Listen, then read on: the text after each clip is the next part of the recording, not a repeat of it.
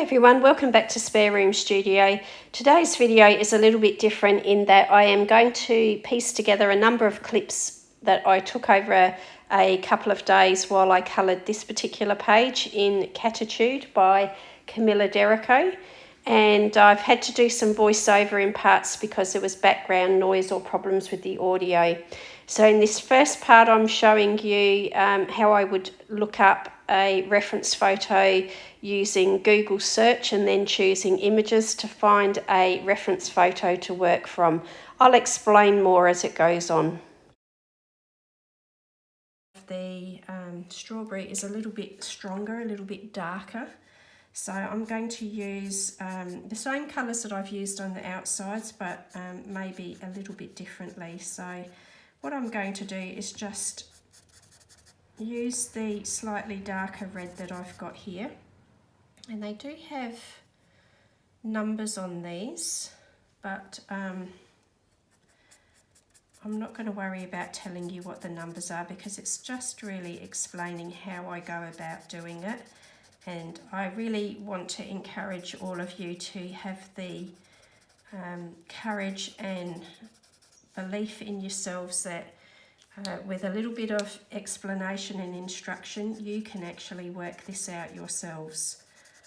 So that's my kind of philosophy that I want to take going forward, is that I'm not about giving you minute detail and numbers and all of that sort of information, but just to give you a broad outline of what I'm doing so that you might have the courage and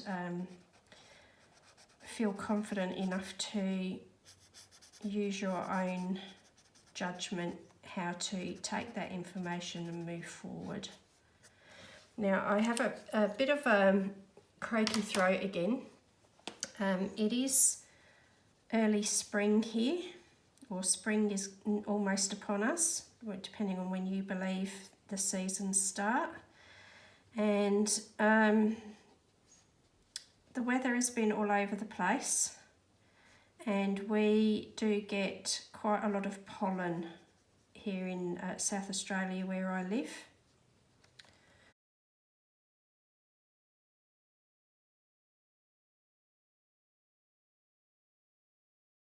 And I am quite an allergic person. I do have asthma, which I've had as since a child, and I'm quite an allergic person. That's a lot of pollens, grasses, trees and so on, that sort of thing. So spring can be a little bit hard for me. Spring, early summer is always a little bit hard in terms of allergies, and it then triggers asthma, which when that's not so well controlled gives me a bit of problems. So I do apologise if I clear my throat often or I sound very clogged up, I know. So what I'm doing here is I'm looking at the picture that I've got in front of me on my iPad and looking for the clues of where the different colours go. And obviously it's not the same image that Camilla would have used for drawing this, so I'm just using that general bit of information that is on the image and applying it to this particular strawberry here. So it doesn't need to be the same, you just have to get the broad concept, the broad idea. And I'm going back to the darker red now. And then what I will also do is bring in some of the Staedtler or Staedtler marker, double-ended fibre tip marker. This is the one that's a bit like a super tip at one end, and it's really pointy, hard nib on the other end, very hard nylon, which is good for small areas, but it's not good for doing big areas like this. And these pens are quite new, they're a replacement for my old set. And so what I find with these Staedtler or Staedtler pens is that they can be rather juicy when they're new and come flooding out. So you just need to go carefully when they're new. So I'm picking a darker colour here, which is a bit more like a burgundy or maroon. And I'm just going to do all of this strawberry by applying some water from the water brush. Now these ones were mostly coloured in first, and then I applied the water brush afterwards. And some of them haven't been touched at all, like that one hasn't been diluted at all. And I thought that if I can't achieve the look that I want solely with the water-based pens, I'm going to bring in some coloured pencil later to do shading and, you know, any of the finer details if I feel like I need to later on.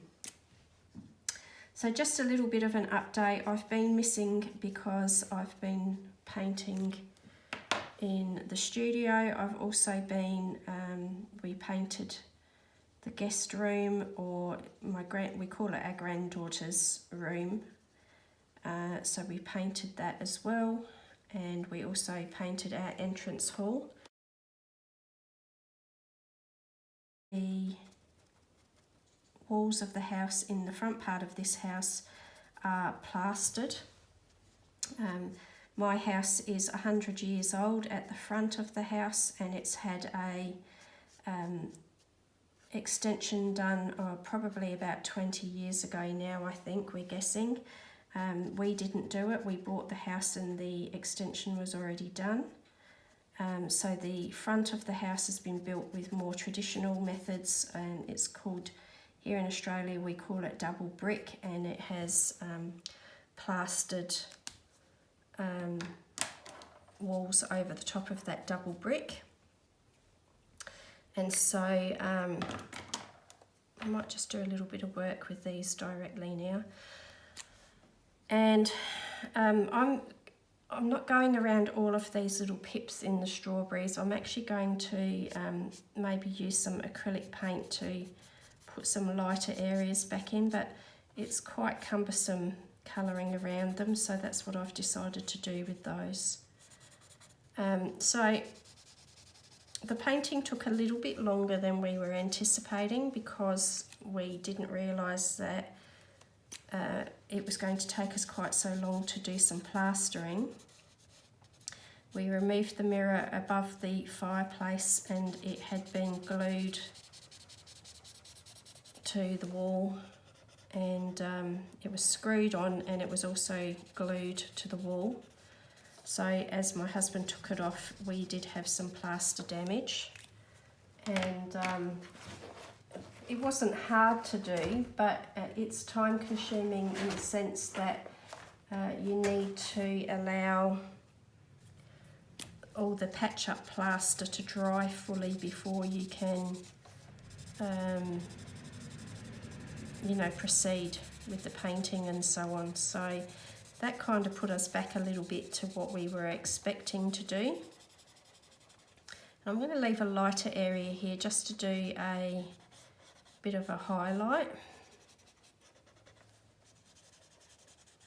And what I might do with that is just use the water to bring that colour in and leave a highlight there, but it softens those edges a little bit.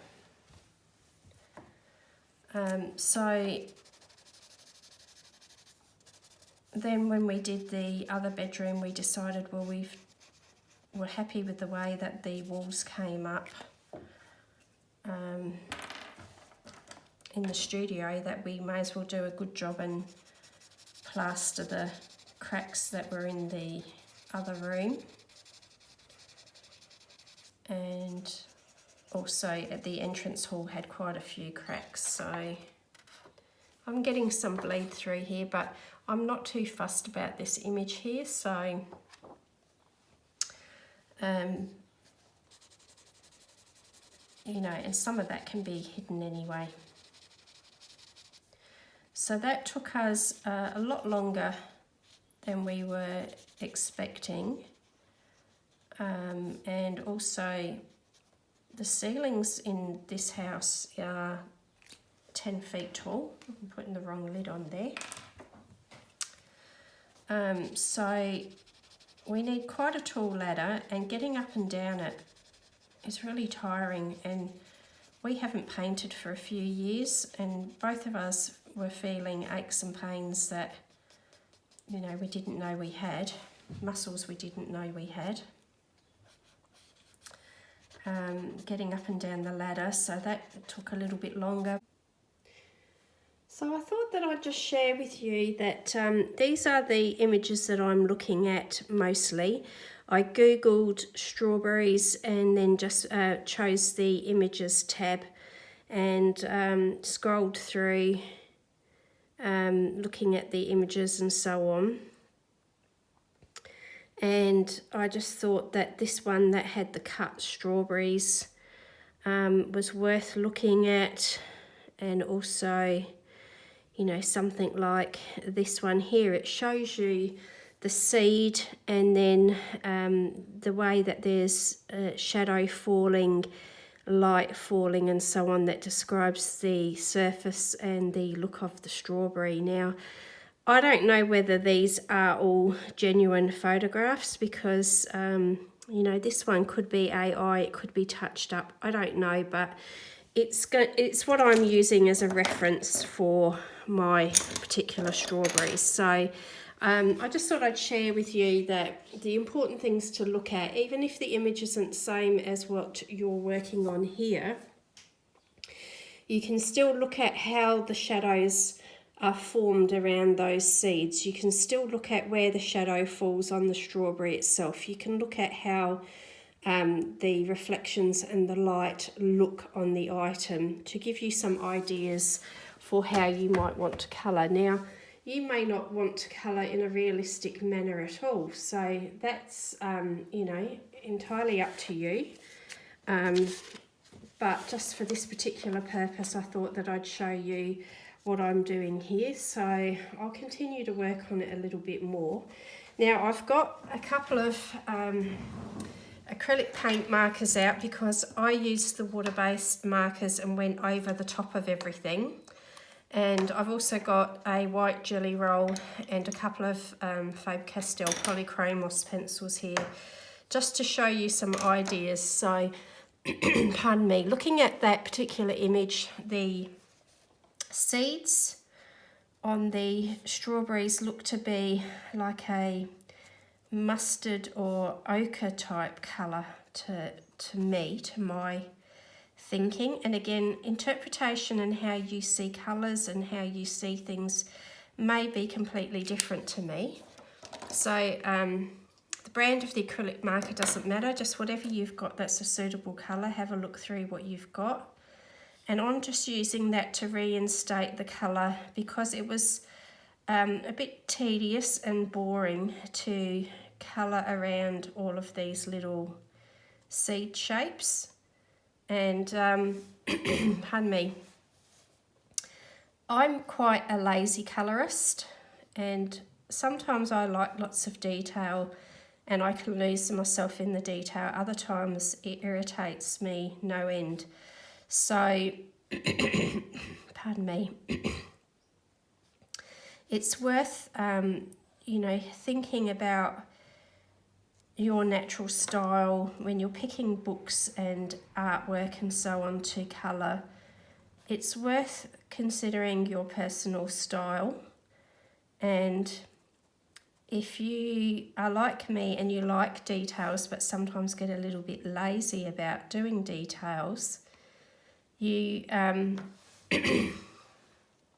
think about shortcuts, you know, ways that you can get around that. And one of them is to colour over a lot of the detail, the smaller, finer details. And if you have acrylic markers, for example, and sometimes coloured pencil will do it too, but if you've got acrylic markers like this, a lot of time can be saved.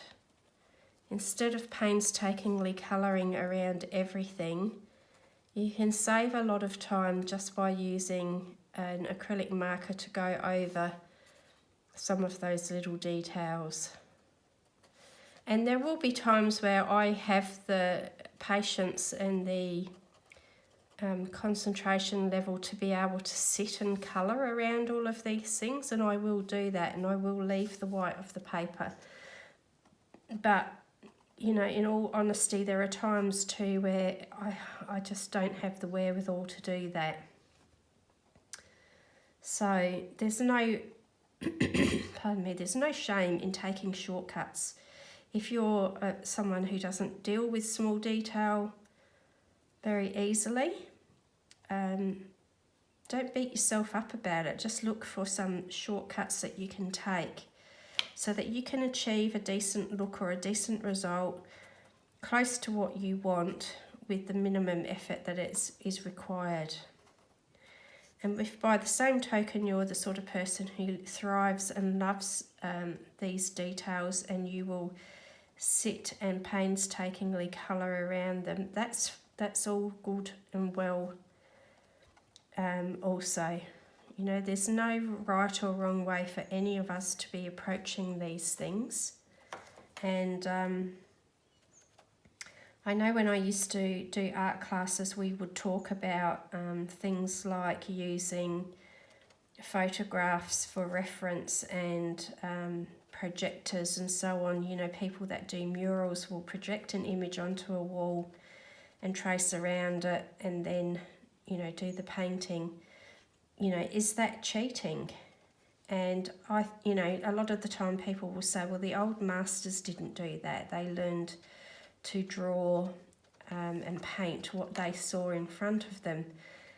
And some of the arguments that I heard for that were, well, yes, they had to, because they didn't have any other option. You know, they didn't have cameras available to them to take a photograph and use it for reference. And I'm sure that if they did, they probably would have used them. So I think it's interesting to note that, you know, there are ways and means to get around everything. And if you don't want to colour everything, you know, you feel like you can't sit and colour everything, you don't need to. You know, you can find ways to represent what you want to show in whatever suits your working style best. And then I'm looking at some of these images and thinking, okay, well, some of these I think I'll have a go at doing a little bit more realistically. And so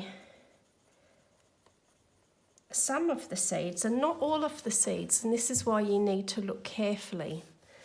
Some of the seeds have a little indentation around them, and so they appear to be darker like shadows because there's a little indentation that the seed is sitting inside of.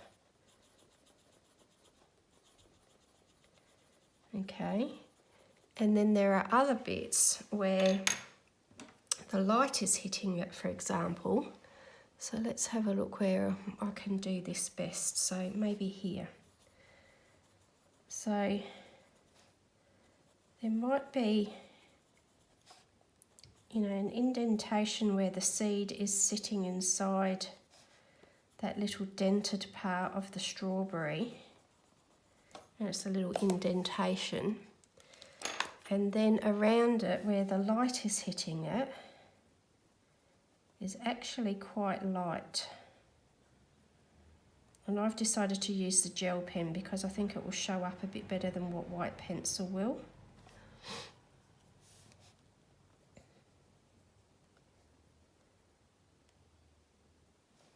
So where the strawberry surface is glossy and sort of shiny, and it's going to have a much stronger white highlight over it than other areas that may be more of a matte surface, or maybe there's you know, a little bit of that sort of fuzziness about the surface. And then there are some of these little indentations, so you know, there's the shadow around the seed.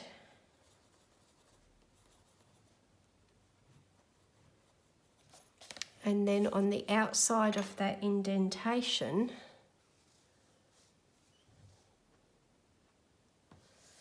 where the light is hitting, there's actually a little bit of shadow hitting that as well. Light hitting the highest point of the strawberry. The highest part of the skin or the surface of the strawberry. It's hard to find the right words sometimes.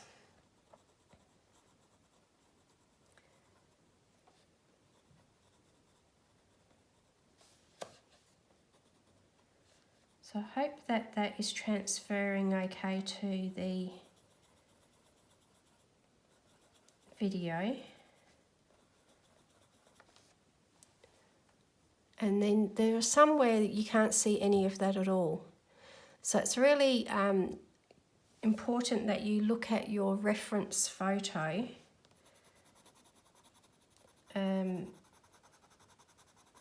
for those little clues and tips.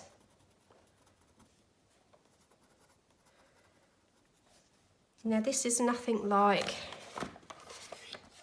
you know, I'm looking at these and this one at the same time and thinking about how does that relate to what I've got in front of me. So they're not the same strawberries at all, you know, but it's just giving me those little tips to try out on here. And I don't know that I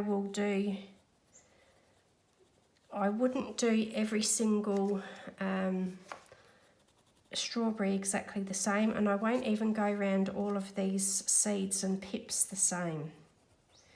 And on some of these I had already started to do that with the darker water-based marker too, by going around some of the seeds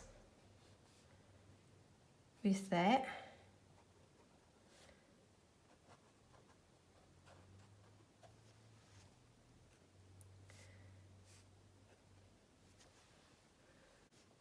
Okay, so they don't all have to be done exactly the same, and they don't all have to be done in exactly the same colour. You know, you can use a couple of different colours for the seeds. They don't have to all be identical.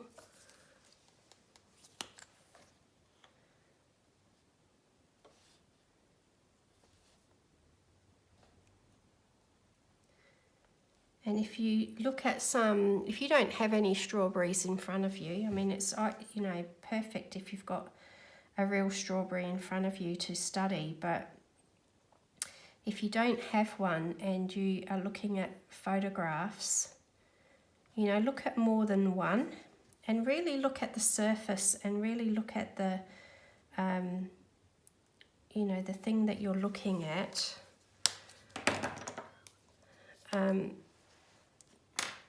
Look for common themes, common things that you're seeing in the different photographs and so on, and or different paintings or whatever. You know, look for those common themes that you can transfer over. I decided that I would go ahead and finish the double page spread, and so you can see on the left hand side that I have put some colour on the cats. And when I got to this point, I thought I'd record a little bit more for you, just to show you how I'm going about adding colour to the cats and portraying the cats. I'm not a cat person.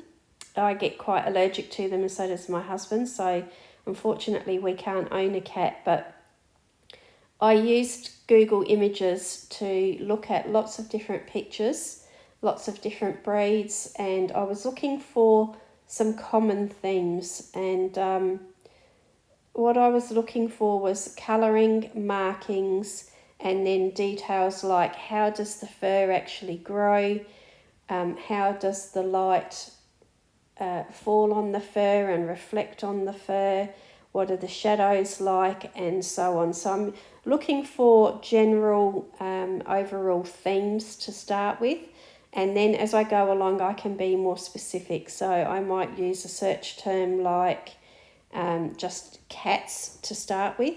and then I might actually go to specific breeds, or as I go further along, I actually do put in cats with tongues out so that I could get some pictures that would give me a better idea of what the light and the colours and so on of cats with their tongues out look like.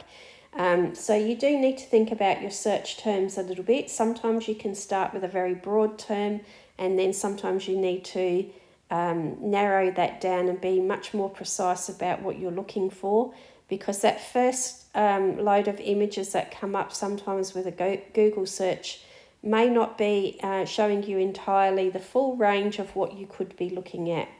And while I'm not looking for photorealism, I am looking for it to be believable as a cat, because I had tried to colour the strawberries quite realistically, and there's a real divide between realism and photorealism. So in realism, you want something to be believable and recognisable as the actual thing.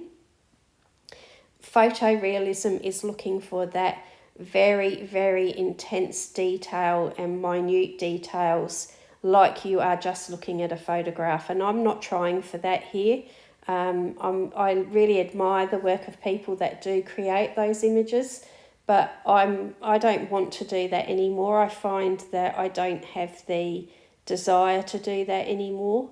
So I just want it to be believable. So what I'm doing here is I've put more precise search term in. I've got pictures of cats with their tongue out to give me an idea of the colour, the way the light falls on it and so on. And I will zoom in and get as much information as I can from looking at the details. And then I put it back down again, because I'm not trying to create those details. What I'm doing is actually just making a bit of a database in my memory for what things look like by studying it, and then just using that information in general terms rather than precise terms. Pardon me. So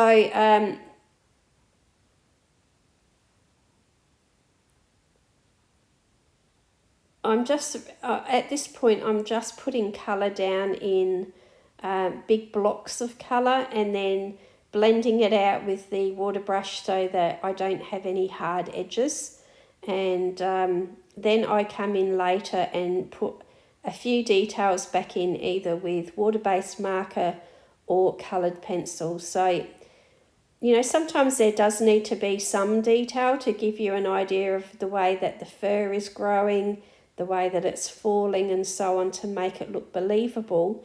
But as I just mentioned, I don't want this to look like a photograph. What I actually want it to look like is my interpretation of what real cats look like. So you can go to great lengths to create a very, very detailed, precise image if that's what interests you. And as I just mentioned, I do admire people that do that a lot. And I used to try to do it when I was drawing. And it does require a fairly high degree of skill, but also a lot of patience and a lot of attention to detail. And at this particular stage of my colouring journey, I just don't feel like I've got that. So what I'm looking for again is some shortcuts, basically, to just put enough information into that picture so that the viewer knows that it is a cat. But Camilla hasn't actually drawn this in a fully realistic manner either, so I don't feel like there's a need for me to really pursue that realism, and that's why I've chosen to colour things the way that I have. Now you may be able to see here that just by adding this bit of darker colour into the pupil of the eye and a little bit in the face there, really changes the whole look of things, and things start to become very alive. So one of the most important things, I think, is looking at light and shade and variety in your tone and your colours. So art does require a degree of skill and knowledge. I won't deny that. But a lot of what makes something very recognisable or believable comes down to some of these details, like getting a highlight in the right place, getting a shadow in the right place, and depth of tone and so on, makes something very, very recognisable. So especially when it comes to portraits, and I'm guessing animal portraits is a bit the same. I don't have a lot of experience of animal portraits, but you know, to some people a cat is a cat, but when you know that cat, it becomes very recognisable. And it will just be something like a little quirk of in the way that the fur grows, a colour in a certain place, you know, the way that the light falls on the face and puts everything into sharp contrast or detail will be what makes that thing recognisable. So I think one of the most important things about art is looking. So when you want to portray something, really look at your reference source first. Look at those details. Get a little bit of a knowledge bank in your memory started where you pay attention to things like the light and the dark and the highlights and the shadows, where they fall, the way that fur grows, the direction that it grows. Because if you look at lots of pictures of the same thing, you will find that generally, and I'm not saying everyone will be the same, but generally the fur grows in a certain way. It might be a different colour, it might be a different breed, it might be, you know, a different cat, but there will be a lot of generalities there that you can go on to make a believable image to get you started. Now I've started using some pencil. I did use some Polychromos on the strawberries, but I've also been using the Arrtx because I find that they work very well over the top of a water-based marker base. And what I'm looking to do here again is just put enough detail in for it to be believable, to be recognisable, and make it a little bit of interest.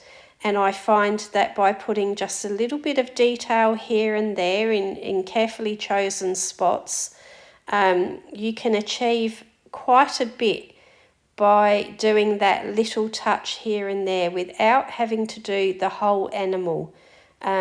Without having to draw every single tiny hair in.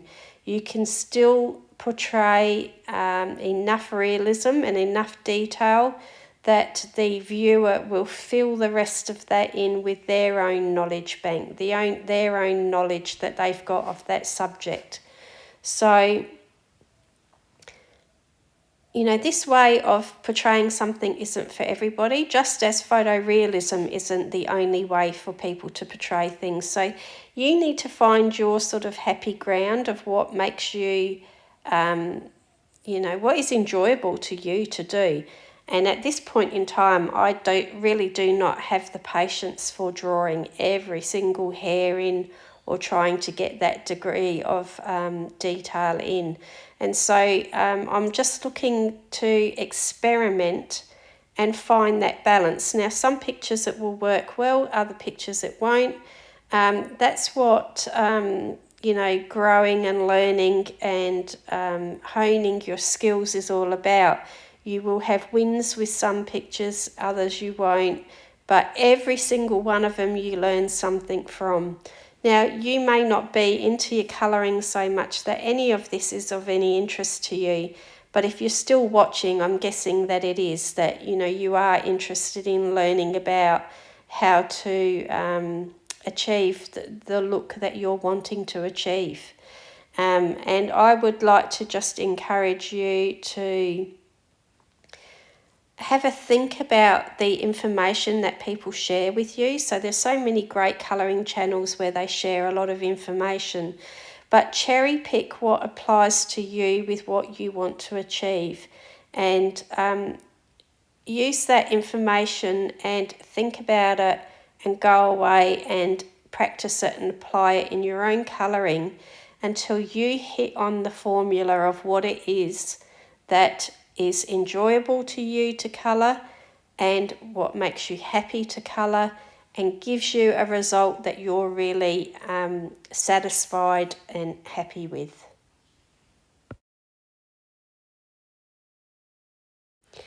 Here I'm just showing you in real time just sort of the speed, I guess, that you can expect it to take, because I think when we keep speeding things up to make it quicker for you, you get a false sense of how much time it can take to build up the colour on some of these things. So I'll leave this little bit here in real time just so that you can get a feel for it.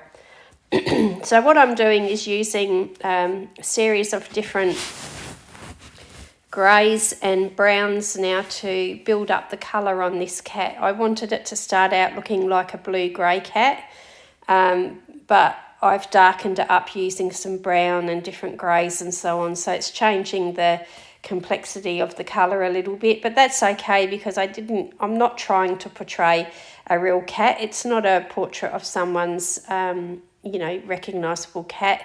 It's just a cat. So I'm happy with it. It worked okay for me and for my purposes, and I wanted a bit of variety in the colour from all the browns excuse me the browns and so on of the other cats, just so that it was a little bit different. So I hope that this video has been of some use to you. I feel like I've gone on a bit of a rant there for a bit, but I've just been thinking a little bit while I've had a break from colouring and recording and so on about why I colour and why I have a YouTube channel and what I want to get out of it. And I feel like my strength is mostly in encouraging others to start thinking how can they achieve these things for themselves, rather than teaching you step-by-step tutorials and so on. That's really not my style. I don't like following step-by-step tutorials myself, and it's certainly not my style for relaying information to other people either. So I hope that this has been of some use to you. I think basically what I want you to do, if anything that I'm trying to get across here, is that I want you to take the information that you see and hear and think about it and how you can apply it to your own practice. Rather than mimicking someone else's style or someone else's way of working, have courage to branch out and find your own way. And just recently I found Piggy Pens here on YouTube and Instagram, and I'll link her in the description box because she's got a great philosophy for colouring. And go along and have a listen to some of Jo's videos, especially her most recent one about chaos colouring, and it might just extend the boundaries of what you think that you can do or how you should go about working, or indeed what is a colouring hobby about. So for some people, it's just a bit of fluff. It's a bit of something to do to pass the time. And for other people, it can mean a lot more. And it's you don't have to be an artist to appreciate being creative and making images and creating your own lovely work. You don't have to be an artist. We are all artists in our own way. I think art and artists are terms that restrict and prohibit some people from really truly discovering what they're capable of doing, because it sounds quite pretentious. But with colouring, you can take it as far or as little as you want to do, and it's entirely up to you. So have a little think about that maybe, if that's something that is of interest to you. But I hope you've enjoyed seeing a little bit of the progress of this page. you can see now that I'm starting to add in a lot of darks. I've got a black pencil there, and I don't often use black for shadows, as you know, if you followed me for any length of time. I don't generally do that, but this particular picture really needed some deep contrast. And so once I'd got most of the colours sort of to the saturation point that I wanted, I actually did use some black to really get into some really deep darks and make the colours pop and things to really start to take shape. So this cat started off really as a blue-grey cat. He ended up being more of a black cat that's got colours coming through, and I'm perfectly okay with that. It kind of evolved of its own volition, basically told me what to be doing with it, and I'm really happy with the way that the picture ended up. The whole thing at the end, it just makes me happy to look at it. The colours are so deep and vibrant, and it did take me a bit of time to work on this one. I don't always give so much time to pages and colouring these days. I have different moods and different types of work that some pages sort of dictate that you spend a lot of time on them. Some of them are a lot of fun and don't really need that level of detail and attention spent on them, I guess. So yeah, I just really did enjoy doing this page or this double spread quite a lot.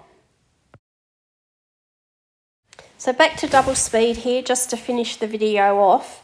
I don't actually show you the completion of this page, but what I do is keep working on this particular cat, and then I start to add some dark colours to various places around on the strawberries, and then I colour the cat in the middle as a Persian cat off camera, but basically using very much the same sort of techniques that you've seen me do so far. And then for the background, I use water-based markers, and I use a lot of water actually to create the background with water-based markers. So the rest of it is now all pretty much what you've already seen. I tend to get things to a certain point where everything is very similar in terms of depth of tone of colour and everything. And then when I'm really happy with it, then I just go through adding the extra darks, getting in some details, and maybe using a white acrylic paint pen or gel pen to put highlights back in if I've lost the highlights completely. But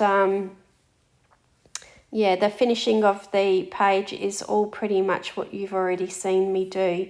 So I do hope you've enjoyed it. The picture here did get a very good response on Instagram.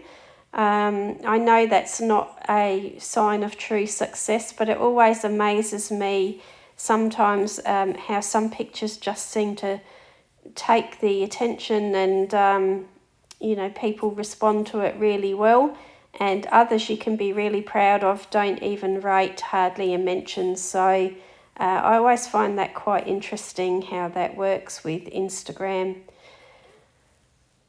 So I will leave things here, and I will see you in the next video. I've got no idea what I'm going to do, what medium I'm going to do. I really am just taking things day by day. I don't have any plans. I don't choose pages in advance. I don't even think about what mediums I'm going to use in advance. I really just go by flying by the seat of my pants. So until then, take care everyone, and I'll see you soon. Bye now.